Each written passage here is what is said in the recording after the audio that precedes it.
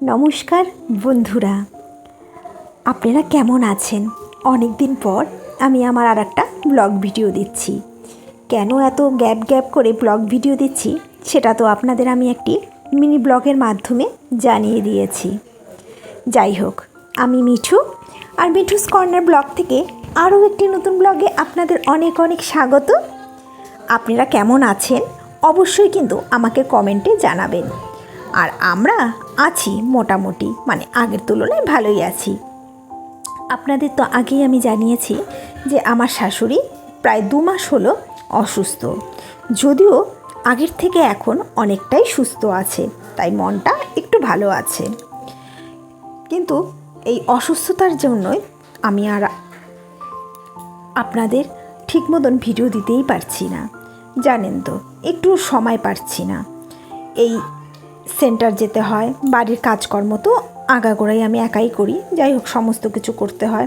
তারপরে একজন পেশেন্ট থাকলে তো তাকে বুঝতেই পারেন তার সেবা যত্নটাই আলাদা, তাই একদমই আমি সময় পাচ্ছি না যে কোনো ভিডিও করব। তবে আজকে আমি ভেবেই রেখেছি যত কিছুই হোক আজকে আমি ব্লগ বানাবো। কেন কি অনেক দিন হলো জানেন, আপনাদের সাথে আমি কথাই বলতে পারছি না, কোনো ব্লগ ভিডিও দিতে পারছি না। আমার মন মেজাজটা একদমই ভালো লাগছে না, জানেন তো। কবে থেকে ওয়েট করছি যে কবে যে আপনাদের আমি আবার একটা ব্লগ ভিডিও দিব। তাই অনেক দিন পর যেহেতু আজকে আমি একটু সময় পেয়েছি, তাই আবার ব্লগ ভিডিও বানাচ্ছি। আপনাদের তো বলাই হয়নি আজকে বৃহস্পতিবার, আর বৃহস্পতিবার আমি কেন বাড়িতে সেটাও আপনাদের বলছি। আমার শাশুড়ি অসুস্থতা হওয়ার পর থেকে আমাকে একটু তাড়াতাড়ি বাড়িতে আসতে হয় সেন্টার থেকে, আর আমি বৃহস্পতিবার করে অফ রেখেছি সেন্টার, তাই বৃহস্পতিবার বাড়িতে। এতক্ষণে আমাদের সকালে জলখাবার হয়ে গেছে, বলতে আমি আর আমার বর স্মুতি খেয়েছি,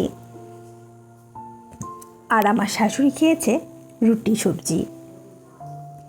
আর এদিকে মাছের ঝোল আমার হয়ে গেছে, আর চালটা ধুয়ে ভাতটাও তাড়াতাড়ি বসিয়ে দিই, কারণ আমার বর আবার তাড়াতাড়ি খেয়ে তো ও আবার 10টার মধ্যে বেরিয়ে যায়, তাই রান্নাটা আমার তাড়াতাড়ি করতে হয়। এদিকে দেখুন কত জামা কাপড় ভিজিয়েছি ওয়াশিং মেশিনে, এগুলো আবার ধোয়া কাচা আছে, মানে অনেক কাজ। যেদিন বাড়িতে থাকি না, কাজ আর শেষ হয় না। এদিকে বাসনও অনেক জমে গেছে, সকালের বাসন, দুপুরের বাসন, মানে রান্নার বাসন, এসব মেজে নিচ্ছি তাড়াহুড়ো করে। মেজে টেজে আজকে আবার বৃহস্পতিবার, তাই পুজো করতেও তো অনেকটা টাইম লাগবে। আজকে সিম্পল রান্নাই করেছি। এই বড় মাছের ঝোল দেখছেন যে, এটা আবার আমার শাশুড়ি খায় না। উনি আবার এখন দেখছি মাছের ঝোলটা খেতে চায় না, তবে মাছ ভাজাটা খায়। তাই এই আমার বরের জন্য মাছ তুলে রাখছি। আমি আর আমার বরই খাবো এই মাছের ঝোল, আর ওনার জন্য ছোট্ট একটা মাছ ভাজা, মানে উনি বড় মাছও খাবে না, আর খাবে ছোট মাছ, তাও একটা। খেতেই চায় না, এই না খেতে খেতে ওনার অসুস্থতা আরও বেড়ে গেছে। এদিকে আমার আর আমার বরের ঝোল বেড়ে নিয়েছি, আর এদিকে দেখুন শুক্তা বানিয়েছি। শুক্তাটা অ্যাকচুয়ালি আমার শাশুড়ির জন্যই, উনি আবার দেখি শুক্তোটা হলে ভাতটা বেশ ভালো খায়, তাই মোটামুটি প্রতিদিনই একটু করে শুক্তো বানাই। আর শুক্তোটা খেতে না আমার বড় খুব ভালোবাসে, আর আমিও খুব ভালোবাসি। যাই হোক, আপনাদের সাথে বগর বগর তো করেই যাচ্ছি। করতে করতে দেখুন আমার কাপড় কাচাও শেষ। এবার আমি কাপড়গুলোকে মেলে দিব। মেলতে ভাবছি এখন ঘর মুছতে হবে, স্নান করতে হবে, আবার পুজো দিতে হবে। আমার কিন্তু এখন ঘর মোছা টুছা কমপ্লিট করে স্নান করে একদম সোজা চলে এলাম ঠাকুর ঘরে। আর আপনাদের তো আমি আগেই বলেছি আমি কোনো হেল্পিং হ্যান্ড রাখি না, সমস্ত কাজ আমি নিজেই করি। আর ওই যে দেখছেন ফুল, বেলপাতা, এগুলো কিন্তু সব আমার গাছেরই, যদিও এই সব গাছ আমি লাগাই নাই, আমার শাশুড়ি লাগিয়েছিল।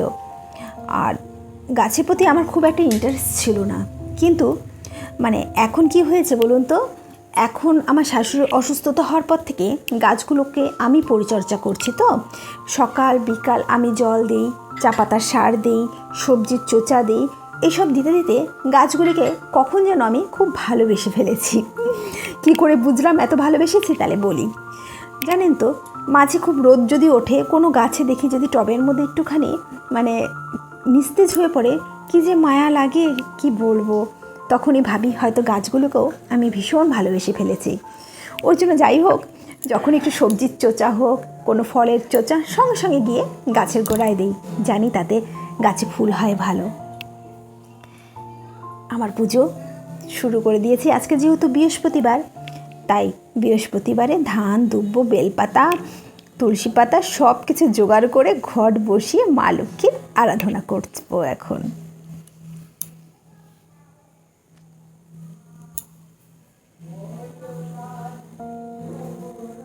আজকে জানেন সাদা ফুলটা অনেক কম পেয়েছি, আর জবা ফুল প্রচুর হয় গাছে, কিন্তু আমি সব ফুল তুলি না।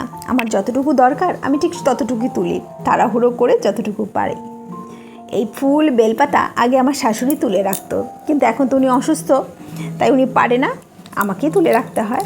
তবে অসুবিধা হয় না, যেহেতু উনি সব গাছই বুনে রেখেছে।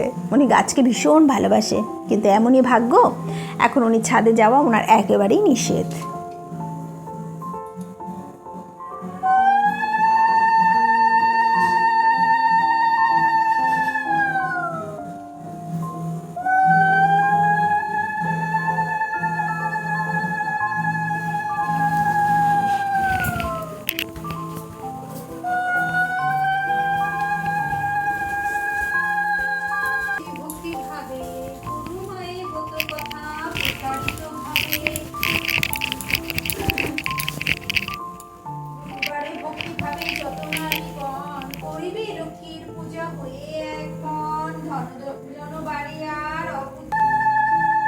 ঘট বসিয়ে পাঁচালি পরে মা লক্ষ্মীর পুজো করে নিলাম। আর এখানেই আমার ব্লগটা আজকে শেষ করতে হবে, কারণ আমি না আজকে আর বেশি ভিডিও করিনি।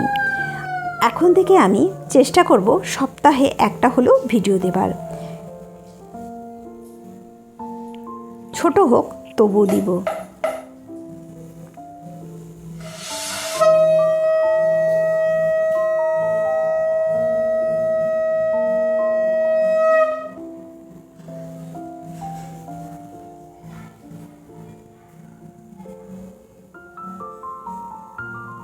তাহলে আজকে আমার ব্লগটা এই অবধি। আপনারা ভালো থাকবেন, সুস্থ থাকবেন, আর নিয়মিত আমার ব্লগগুলো দেখবেন। তাহলে চলি, টাটা।